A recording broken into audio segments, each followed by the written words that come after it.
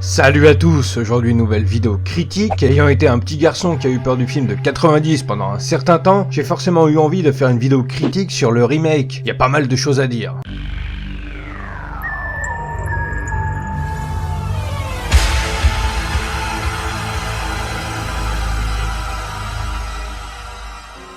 Avant de commencer ma critique sur le film de 2017, j'aimerais bien mettre au clair le fait que cette critique spoil à mort, aussi bien le film de cette année que celui de 90. J'aimerais d'ailleurs revenir sur ce téléfilm de 90, qui est pour moi un film qui a marqué énormément de monde avec un Tim Curry exceptionnel en Pennywise, ou Gripsou en français, bien que peu présent à mon goût. Le film a très mal vieilli en termes d'esthétique, de couleurs, d'effets spéciaux et surtout de rythme. Le film fait plus de 3 heures, il se passe pas mal de choses mais c'est tellement lent. La particularité de ce film, c'est qu'il est traité sur deux temporalités, dans le présent et dans le passé, comme dans les romans. Mike contacte tous les autres en leur disant que ça est revenu. Chaque coup de téléphone, on découvre les personnages qui, suite à cet appel, revivent les moments d'horreur causés par ça dans leur jeunesse grâce à un flashback. Après avoir fait le tour des personnages du présent, le film reste pas mal dans le passé et nous montre que les 7 enfants de la petite ville de Derry avaient vécu leur peur pour affronter Pennywise. N'étant pas sûr que ça soit bel et bien mort, ils font le pacte de revenir si jamais ça refait surface. Ensuite, on retourne dans le passé, nos héros se retrouvent, Stan manque à l'appel, ce dernier ayant préféré se suicider plutôt que retourner affronter ça. Finalement, ils retournent tous dans l'antre de ça, tombent sur une araignée géante dégueulasse qui n'est autre que la véritable forme de ça. Ils les niquent en 2-2, retrouvent les corps de certaines victimes de Pennywise enroulés dans des cocons d'araignée, dont celui de la petite amie de Bill. Le film se termine en happy ending avec un rire de ça en prime, ce qui est soit un ultime clin d'œil au personnage, soit une manière subtile de dire au spectateur que Pennywise, comme il le dit lui-même dans le film, est éternel et de ce fait impossible à éliminer. Personnellement, je suis pas très fan de cette éventualité. Je me suis laissé emporter sur un petit résumé finalement, cette version de 90 était plus ou moins efficace à l'époque. Pour les enfants, ça a marché, mais à l'époque il n'y avait pas internet, en tout cas pas à la portée de monsieur et madame tout le monde, et surtout des enfants. Un enfant de nos années qui regarde le film de 90 le trouvera bien ridicule, dégueulasse et mal fait. Pourquoi ? Bah tout simplement parce que maintenant au niveau des effets spéciaux on est à 100 000 lieues de ce qui se faisait en 90, que maintenant n'importe qui sur internet peut regarder ce qu'il veut, qu'on voit de tout et de rien. Du coup être choqué par un clown qui fait des grimaces et sort des chicots jaunes cigarettes pointues, bah ça fait plus peur à personne. Du coup, s'il y a bien un film pour lequel c'était intelligent et utile de faire une nouvelle adaptation, c'est bien ce film, et le résultat est tout bonnement excellent. Le téléfilm en 2 parties de 90 étant une adaptation plus libre de l'œuvre originale écrite par Stephen King, celui de cette année se veut beaucoup plus fidèle au roman du roi de l'horreur sur papier. En effet, à la fin du film de 2017, on apprend que ce n'était qu'une première partie. Bon, merci Captain Obvious, mais c'était sympa d'avoir une confirmation. La seconde partie est prévue pour le 6 septembre 2019, ça, chapitre 1 est donc réalisé par Andres Muschietti, qui n'avait réalisé qu'un film auparavant, à savoir Mama, qui a été un gros succès dans son genre. Sauf grosse surprise, Muschietti devrait continuer l'aventure en réalisant le chapitre 2.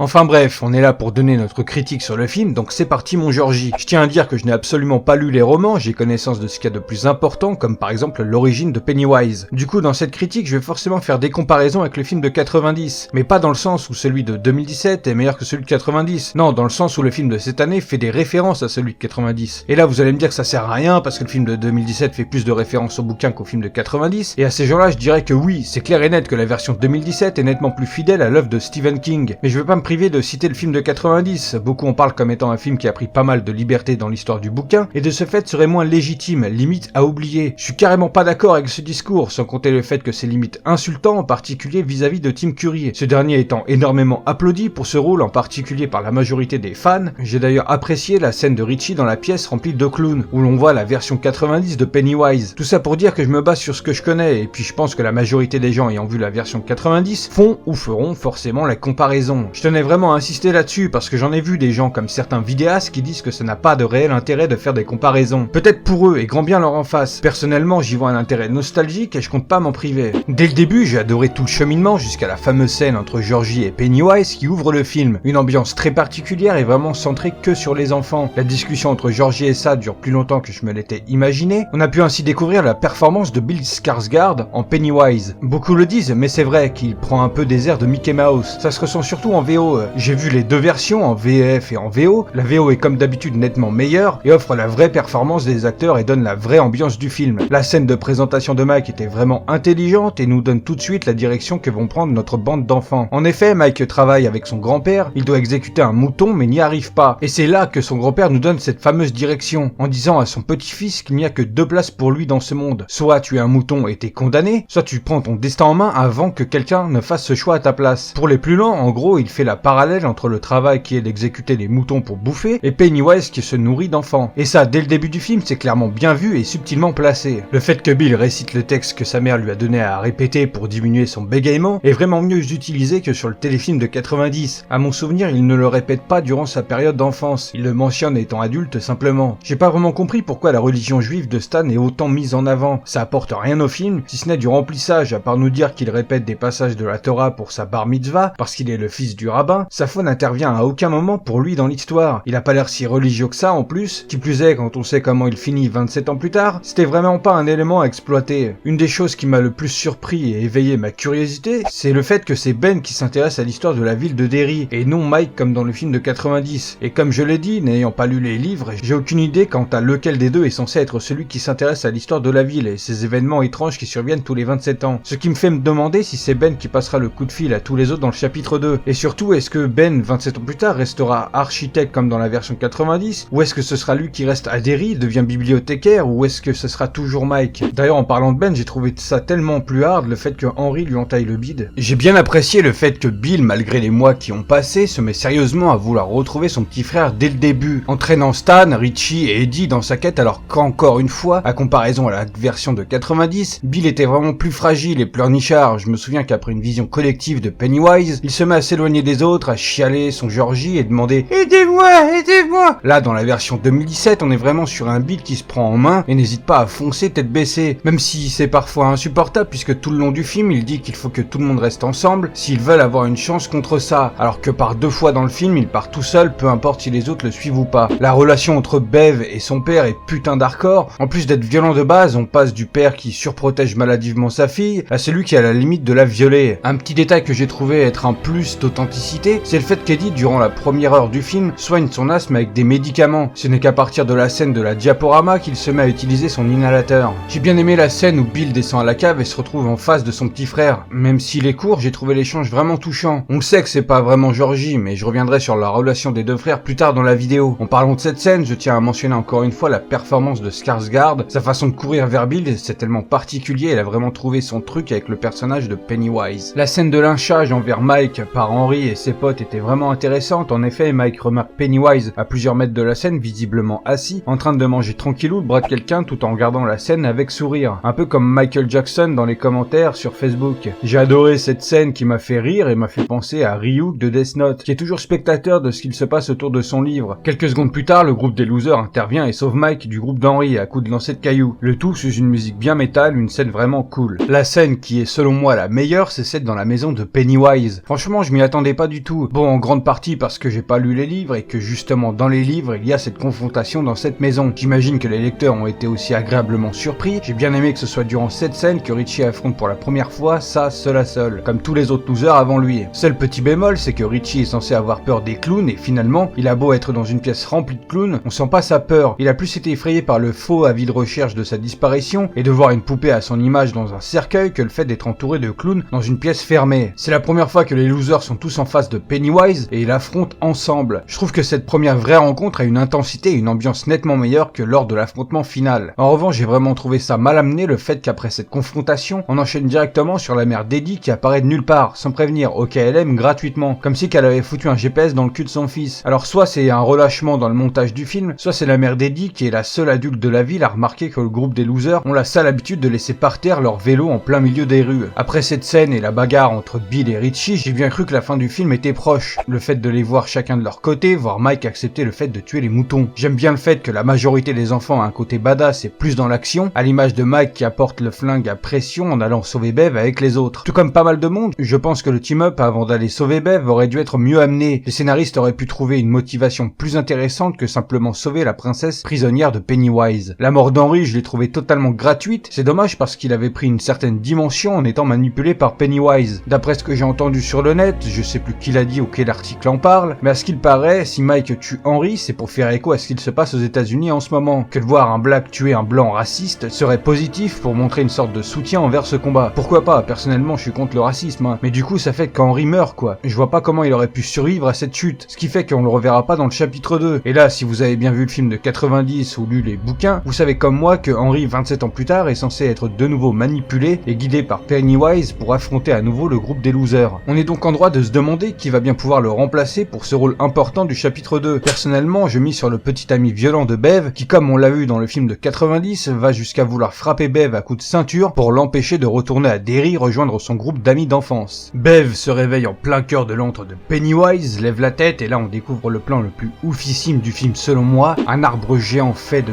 déchets, d'objets et vêtements appartenant à tous les enfants disparus. La caméra monte et encore là on voit les corps morts de tous les enfants tués par ça. Les enfants flottent autour du sommet de cet arbre. Tout simplement la vision, l'idée, le plan le plus stylé du film. Enfin, après avoir entendu des tonnes de fois Pennywise dire aux enfants qu'ils allaient tous flotter, le fait d'avoir fait ce plan tellement iconique, bordel, c'est tellement parfait. S'ensuit sûrement la scène la plus drôle du film, Pennywise qui danse devant Bev. Là encore une fois, Bill Skarsgård m'a éclaté. Je sais pas si c'est lui qui a improvisé cette danse, mais elle est hyper décalée et efficace. Juste après cette danse, on a le droit à une scène très intrigante. Ça, voyant que Bev n'a pas peur de lui, il ouvre sa bouche d'une façon tout à fait normale, hein. On peut y entendre les voix de personnes demandant à l'aide et 3 sources de lumière au fond de sa bouche. Et tout ça a pour effet de plonger Bev dans un état d'hypnose et la fait flotter à une certaine hauteur. Elle dira d'ailleurs plus tard, avant la fin du film, que durant cet état, elle se sentait morte et avait la vision du groupe des losers, de nouveau réunis dans l'antre de ça, mais qu'ils étaient bien plus âgés, à peu près l'âge de leurs parents. Qu'est-ce qu'on peut en déduire? On peut très bien s'imaginer que Bev a vu le turfu, ce qui soulève une question importante, est-ce que Pennywise est capable lui aussi de voir le futur? Je reviendrai sur cet élément plus tard, car il est d'une grande importance pour ma théorie. J'ai trouvé la confrontation finale vraiment pas mal,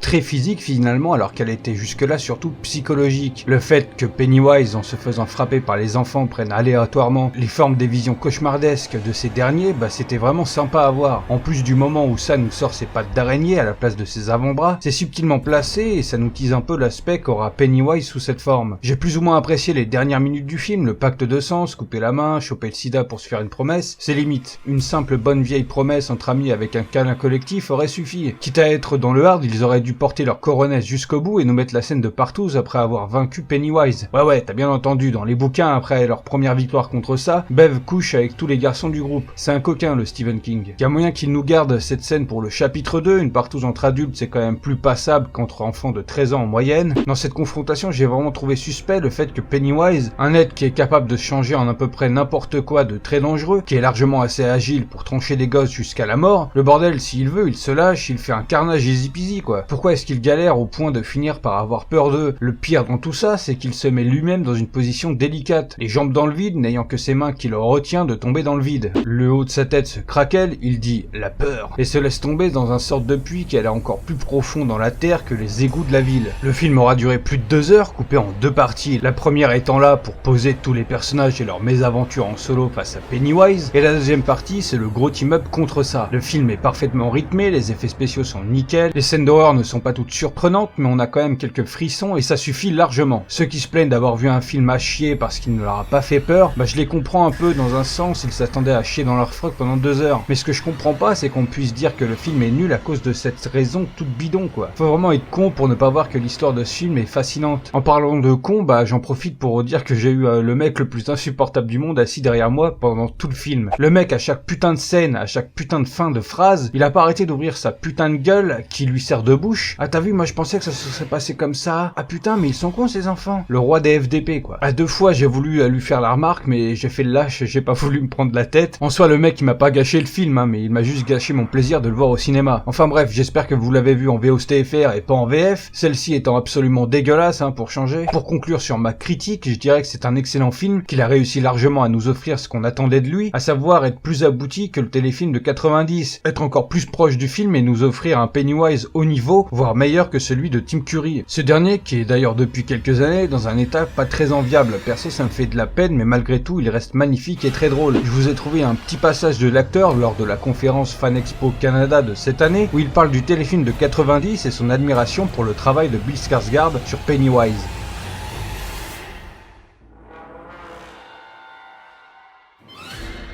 There's It. We worked the next day after I think I saw the first part. He came to work and I said, I want to talk to you. He terrified me. I didn't recognize him. Terrified me. That performance is about to be challenged. There's only one original, baby. I have a lot of sympathy for child actors. Most of them don't know what the hell they're doing there. That's true. It's true, and they suffer for it down the road. Yes, they do. There was a point in It, at the beginning of the movie, this little kid called Georgie is sailing his paper boat down a gutter, and it goes down the drain, and Pennywise grabs it, and Georgie puts his hand down the drain, and I grab it, and I suggest that he joins me and say, down here, afloat. And he stopped and said, Tim. Yeah? You're scary.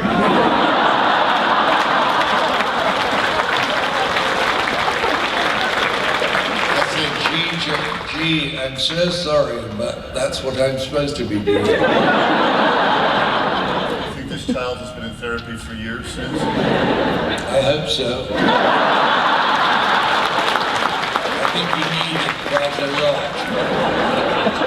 With the new movie coming out, I was actually wondering how you feel about the new actor playing Pennywise. Well, I like Skarsgård very much. I think he's very clever. It's going to be interesting to see what sort of clown face he puts on, because it's not an obvious clown face at all. So I'm fascinated to see it. I hope they make the end better, because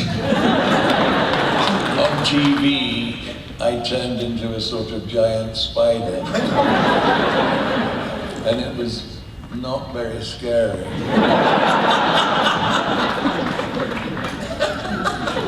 Or convincing.